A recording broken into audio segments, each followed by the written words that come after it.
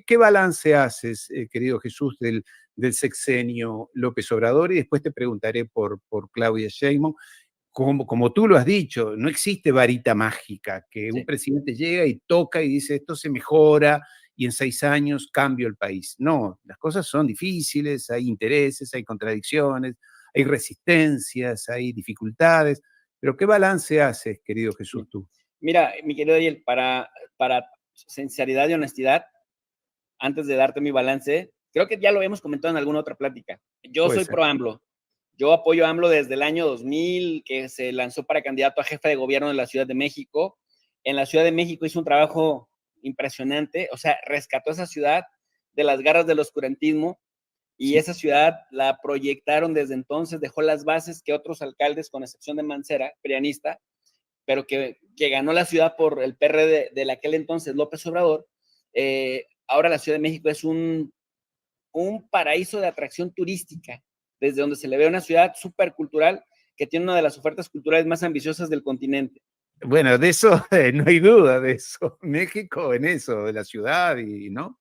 Pero eso, querido Ariel, no se dio como por arte de magia. O sea, claro, lo impulsaron gobiernos progresistas, gobiernos como el de López Obrador desde el año 2000 al 2006, y luego lo continuó Marcelo Ebrard, y luego vino Claudia Sheinbaum. Ya dije que Mancera la medio retrocedió, pero llega esta señora y le da su otro impulso. O sea, sigue con esta continuidad que hace de la Ciudad de México una ciudad importante. Luego, después, yo fui de los que salió a manifestarse, a marchar en contra del robo de la elección del año 2006 contra López Obrador.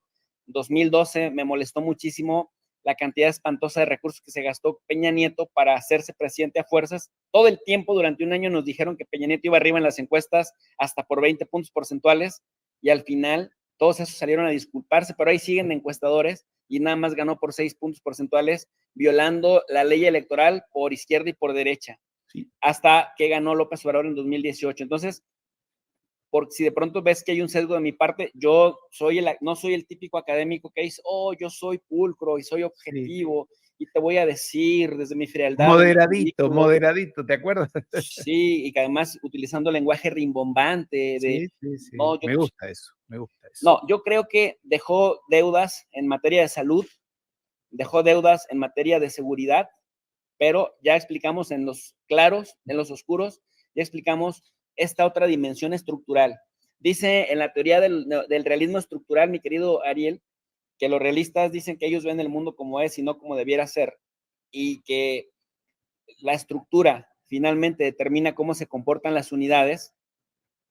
En este momento yo le daría la razón. Yo pensé que era una teoría que ya estaba acabada, pero efectivamente una estructura determinada también determina y estructura el comportamiento y el pensamiento de las unidades. Nosotros somos esas unidades, ¿no? Y la estructura que hay o que había y que, digamos, está en ciernes de ser retada, de ser contestada, es eso, de hasta dónde, si la estructura determina cómo se comportan las unidades, hasta dónde las unidades tienen la capacidad para también moldear esa estructura y modificarla, porque la estructura, pues también estructura, por supuesto, al comportamiento y lo que pensamos los demás, o sea, las unidades. En ese sentido, una estructura criminal, dominante en armas, dominante en recursos económicos y además culturalmente cada vez más aceptada. Mira cuántos narcocorridos tan exitosos hay en el mundo, cuántas películas y cuántas series en Netflix y en diferentes cadenas de televisión cada vez normalizan más el consumo de drogas. Bueno, en el mundo anglosajón tú sabes que el consumo de drogas tiene mucha apología. Sí. ¿No? Y eso es algo que cuenta. Entonces, ese fenómeno ahí está. Me parece que ahí hay bastantes deudas, pero creo que más que por falta de voluntad, creo que por los enfoques con los que se dieron, no dan. Porque hay enfoques que simplemente, es como hay medicamentos, hay tratamientos que no diagnostican bien la enfermedad y no la pueden combatir con éxito, aunque se intente combatir. Y en el tema, por ejemplo, de los medicamentos, también hay una deuda ahí. México se peleó con las grandes farmacéuticas que te mantenían, tú sabes, la crítica económica a los oligopolios y a los monopolios. Los monopolios y los oligopolios controlan los mercados porque tienen el control de los precios. Si no les compras al precio que te dicen y no legislas al son que te tocan y no bailas al son que te tocan, entonces te sabotean.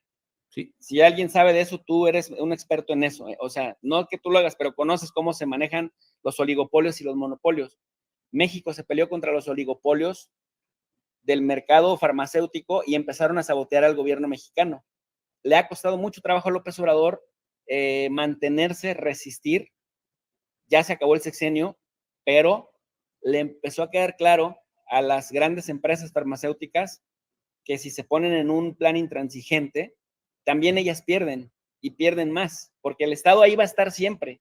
El Estado va a estar cuando las empresas desaparezcan. Y no importa que un presidente se vaya y otro venga, pero la figura del Estado va a estar ahí. Y un Estado finalmente va a reclamar la soberanía sobre ciertos aspectos. Las empresas podrían decir, bueno, nosotros ya estamos estables cuando los presidentes todavía ni siquiera eran candidatos y se van a ir y va a venir otro presidente y otro, y habrá uno que acepte nuestras condiciones. Pero ya se aventaron también ellas 5 años de pérdidas por querer someter a un país como México a las condiciones ventajosas y los contratos leoninos que sabemos que le suelen imponer a los países, ¿no? Entonces, en ese sentido, hay una deuda que me parece que se debe seguir trabajando en ella, pero es innegable que hubo una disciplina fiscal que se recaudó mejor, que por primera vez en muchas décadas se hizo que los millonarios, los multimillonarios extranjeros y mexicanos pagaran sus impuestos, y los que se han resistido están en la corte, al amparo de algunas cosas oscuras de la corte para no pagar, pero de todos modos han ido perdiendo juicios y han tenido que estar pagando. Eso no pasaba antes ni de broma, porque eran los grandes financiadores del PRIAN. Pero afortunadamente hoy el día el PRIAN está casi acabado, está en ruinas de ser hegemón, de ser dominante. Hoy quizá gobierna 3, 4 estados, 5 estados y los va a perder la próxima elección.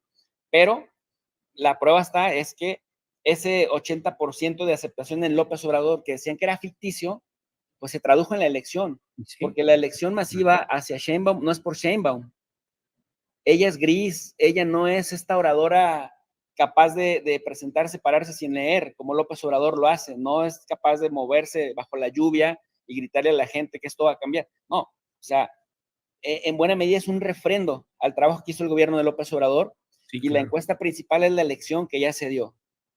Claro. No se reelige López Obrador porque el sistema mexicano es muy estricto desde la Revolución Mexicana en el sufragio efectivo, no reelección, ¿no? Desde 1910 está la idea de que casi es pecado la reelección, porque sí, tuvimos a Porfirio Díaz, que gobernó décadas este país, Antonio López de Santana en el siglo XIX, que gobernó décadas este país y se perdió más de la mitad del país, ¿no? Cuando un solo hombre gobernaba todo y por mucho tiempo, que no se degenere, ¿no? Y que no llegue a ver justamente un autoritario dictador.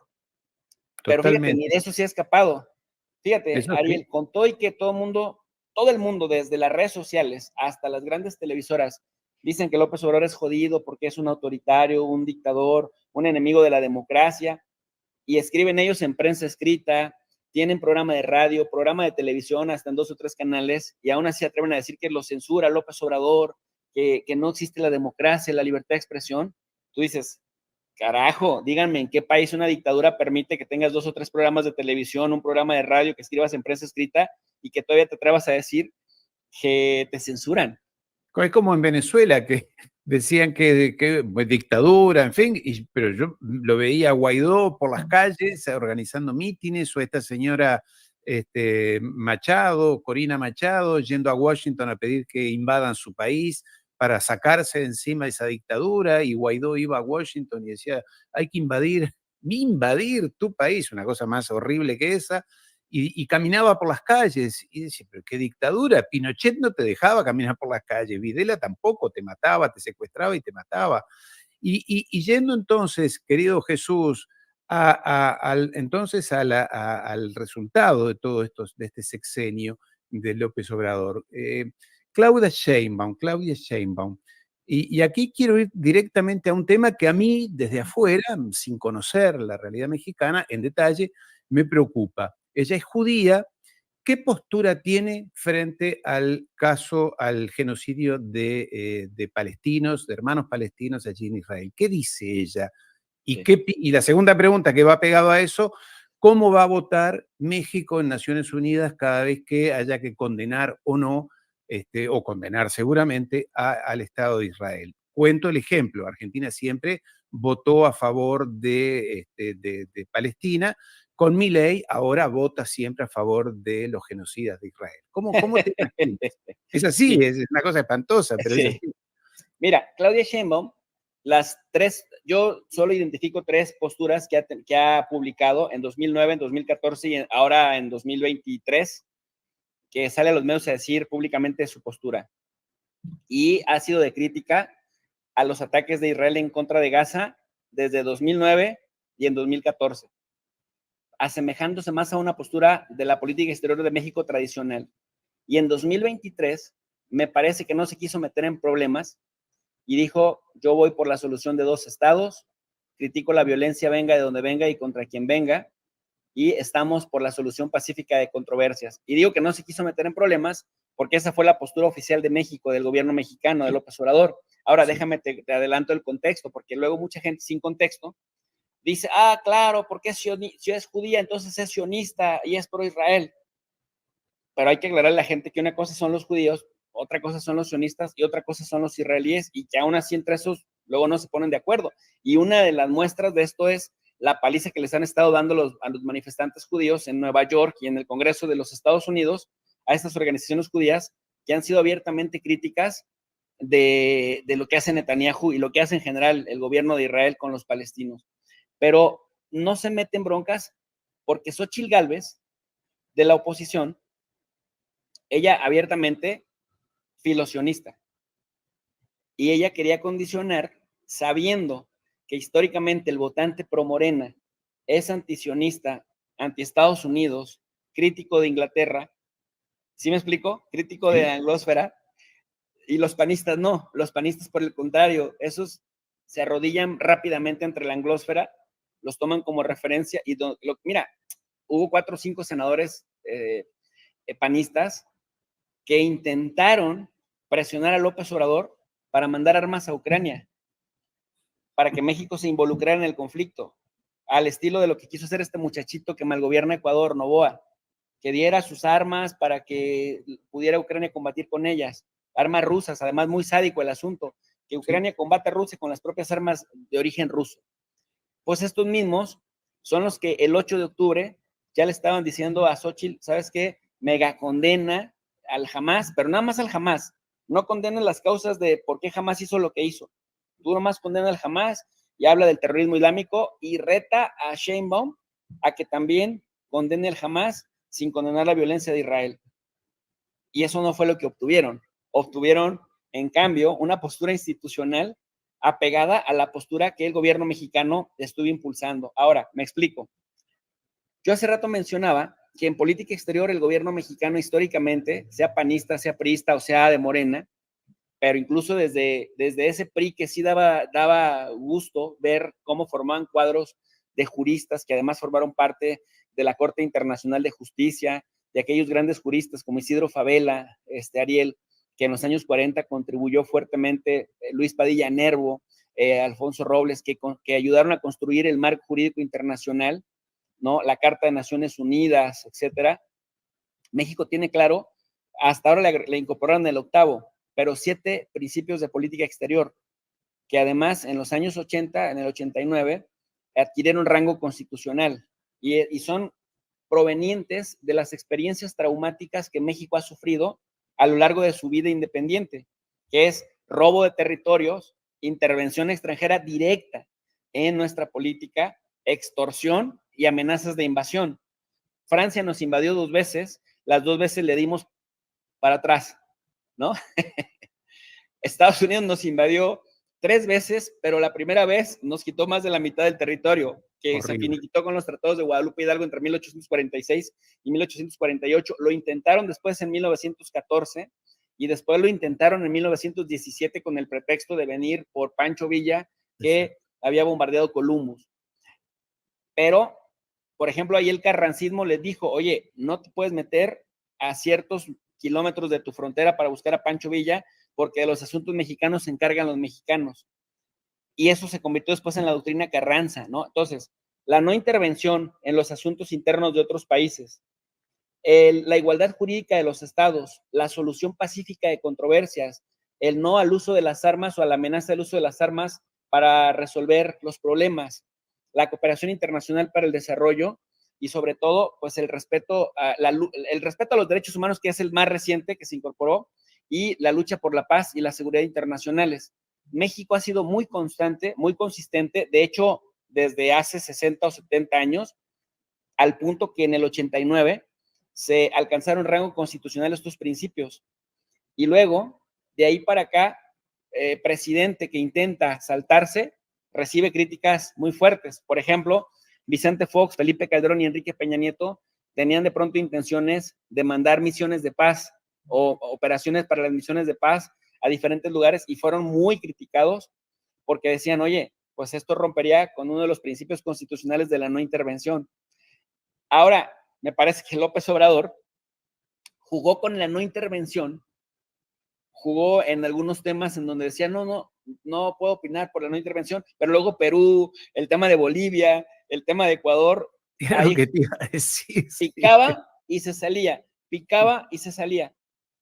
Pero Sheinbaum no se metió en problemas, no se enredó, digamos, con la base judía que simpatizaba con su campaña. Porque déjame te digo una cosa, acá en México los judíos organizados, los judíos millonarios, que son sionistas, porque no todos son sionistas y no todos son pro Israel, muchos de ellos apoyaban económicamente el movimiento ciudadano y al PAN, al PRIAN principalmente, porque hicieron mucha de su fortuna al amparo del PRIAN. Y cuando incluso Claudia Sheinbaum fue candidata a jefa de gobierno de la Ciudad de México, el líder de la organización sionista en México apoyaba, digamos, al contrario, al partido contrario, porque el apestado era López Obrador. Claro. Entonces, que ha tenido un discurso más disruptivo, lo moderó como presidente. Y las votaciones de México, tanto en el caso de Rusia y Ucrania, como en el caso de Palestina e Israel, México vota más acorde a sus propios principios de política exterior que al calor del momento. Entonces, digamos que una ventaja de eso es que más o menos ya, como México es consistente, más o menos ya sabes cómo va a votar. Y fíjate que el nuevo ministro de Relaciones Exteriores que acaba de nombrar Claudia Sheinbaum se llama Juan Ramón de la Fuente. Ese señor fue rector de la UNAM, fue secretario de Salud anteriormente, pero fue el sexenio pasado el representante de México ante Naciones Unidas. Yo lo critiqué muchas veces por la postura mexicana en el tema de Rusia. Es decir, está bien que critiques a Rusia por un lado, pero si criticas a la contraparte, si criticas a Estados Unidos, criticas a la OTAN y criticas al mismo régimen antidemocrático de Zelensky. México entonces se cura en salud diciendo, nosotros apostamos por la solución pacífica de las controversias y porque se agoten los mecanismos del derecho internacional público, que se respete el derecho internacional humanitario y condenamos la violencia, venga de donde venga. En el tema de Palestina apostamos por la solución de los dos estados, que es un poco lo que impulsan en Europa, ¿no? Y un poco lo que y China Biden también. Socialmente, y China, entonces se curan en salud. Sí, claro. con esa postura. Sí. Y perfecto, me ha quedado claro y bueno, ahora hay que verla en la práctica a Claudia Sheinbaum. Interesante tu análisis y puesta de contexto, porque a veces uno hace un análisis muy reduccionista